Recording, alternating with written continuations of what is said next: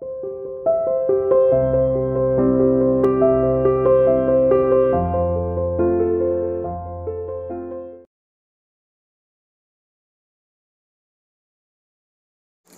Again बेटा।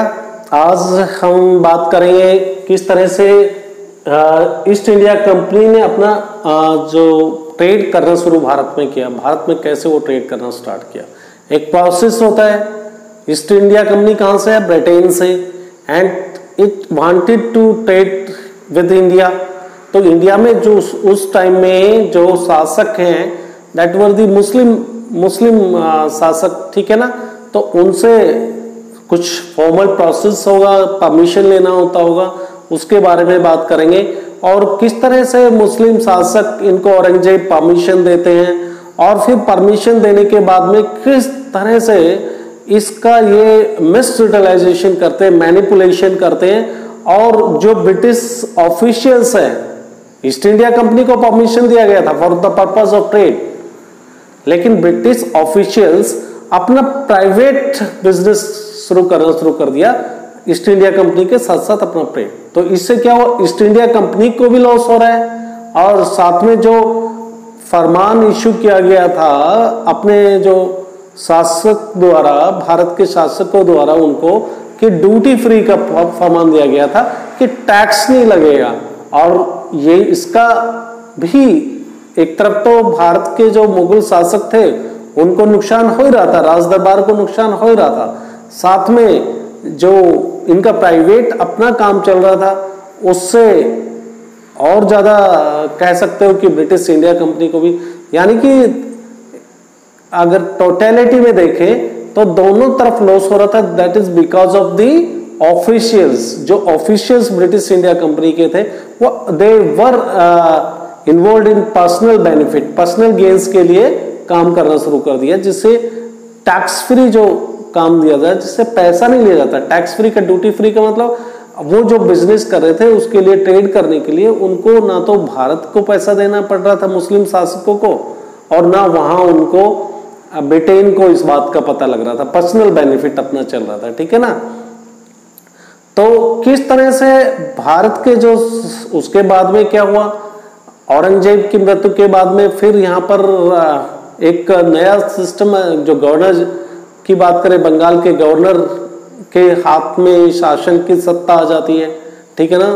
और ये बंगाल के गवर्नर ड्यूटी फ्री और कंसेशन मांगने शुरू करते हैं। ब्रिटिश ईस्ट इंडिया कंपनी मना कर देते स्टेट में कि भाई we are getting the loss, हमें लॉस हो रहा है इस प्रोसेस में और आगे we cannot give you more concessions, हम आपको ज्यादा कंसेशन नहीं दे सकते। और इसी के लेकर ये इशू बन गया। There was a conflict between the British India company and the governor of the Bengal. Bengal के जो शासक थे उसके बीच में कॉन्फ्लिक्ट हो गया, विवाद हो गया, उसको लेके युद्ध होता है। उसके बारे में हम नेक्स्ट टॉपिक में बात करें। आज इसी को जितना अभी तक हमने जाना उसको एक बार देख लेते हैं। तो East India Company began trade in Bengal, ठीक है ना। वही सेकंड हम टॉपिक ले रहे हैं फ्रॉम ट्रेड टू टेरिटरी का। वो बंगाल में शासन व्यापार करने के लिए आई इन 1651, ठीक है, 1651 में। और कहां पर इन्होंने अपनी ट्रेडिंग कंपनी को एस्टेब्लिश किया? हुगली रिवर के किनारे पे। हुगली रिवर कहां पर है?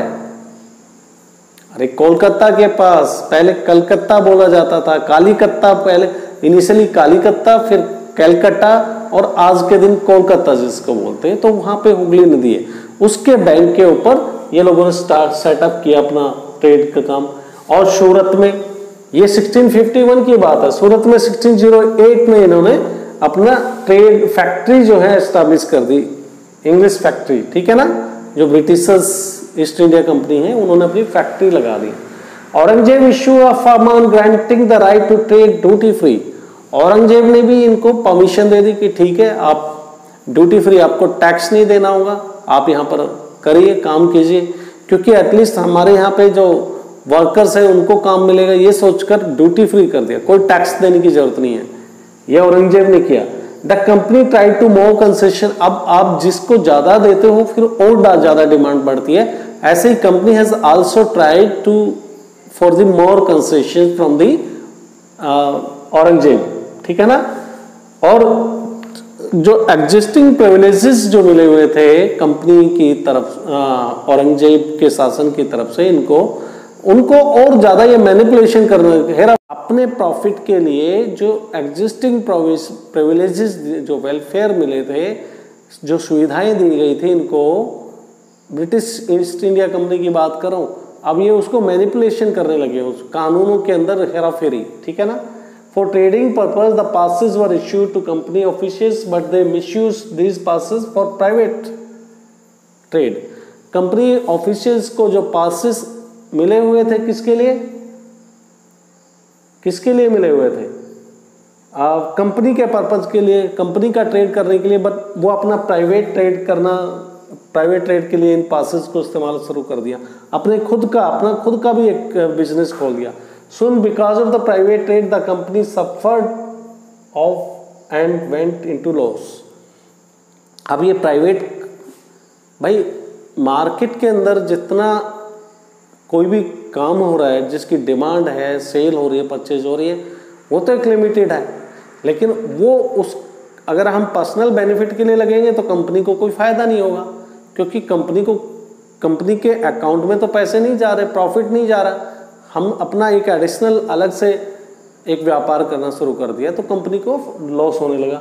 How did trade lead to battles, ये नंबर 2 टॉपिक था। अब थर्ड टॉपिक है कि ये जो ट्रेड है ये बैटल की तरफ कैसे चला जाता है। वो आए थे तो व्यापार करने के लिए, अब हमारे साथ में, हमारे देश के शासकों के साथ उनका बेटा युद्ध क्यों हो जाता है, इसके बारे में हमको जानना है, राइट। युद्ध क्यों हो गया भाई? ब्रिटिशर्स तो हमारे यहाँ पर ट्रेड करने के आए थे, हमारे साथ ही युद्ध कर रहे हैं, किस लिए? क्योंकि they demanded for more concessions, more duty free, और इससे हमारे जो बंगाल के जो शासक हैं उस टाइम के गवर्नर उनको लॉस हो रहा था। तो अगर लॉस होगा तो वो अपने जो क्षेत्र के अंदर कैसे काम कर पाएंगे, रोड बनाने हैं, बिजली, लाइट, ये सब कैसे हो पाएगा।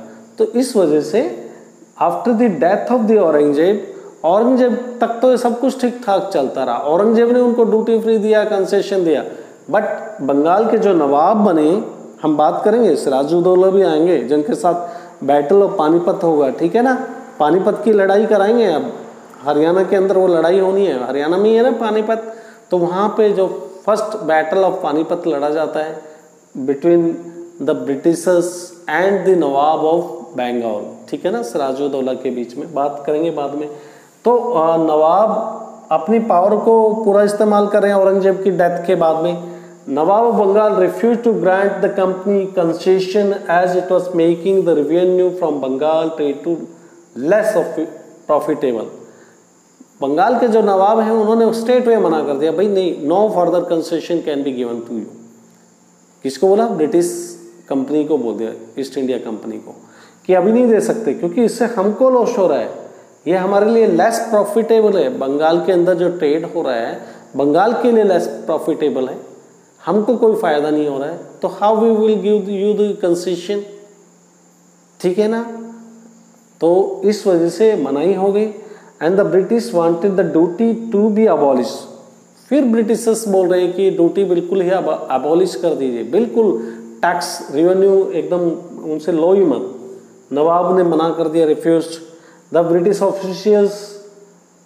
अब ब्रिटिश के ऑफिशियल्स को टाइम हो गया था यहाँ पर अपना ट्रेड करते हुए, उनको जो शासन की वीकनेसेस है उनके बारे में पता था कि भारत के अंदर जो बंगाल का जो गवर्नर है उनका शासन की वीकनेसेस क्या है, उनके जो ऑफिशियल्स हैं, बंगाल के गवर्नर के ऑफिशियल्स हैं, ठीक है ना, उनसे जो नीचे वाले पद पे बैठे हैं उनको पता था ये लालची हैं, इनको अगर कुछ पैसे या कुछ भी वो दे देंगे तो ये हमारी तरफ हो जाएंगे और एक युद्ध करके देखते हैं। उनको अपने ऊपर भरोसा था, युद्ध करेंगे, हो सकता है हम जीत जाए, ट्राई करके देखते हैं, और जीत गए तो फिर बंगाल के गवर्नर को हम हटा देंगे और अपनी मर्जी से किसी को बैठा देंगे, यहाँ पर बंगाल का गवर्नर बना देंगे जो हमारे लिए काम करेगा, हमको ड्यूटी फ्री, जो टैक्स फ्री हमको बिजनेस करने की परमिशन देगा।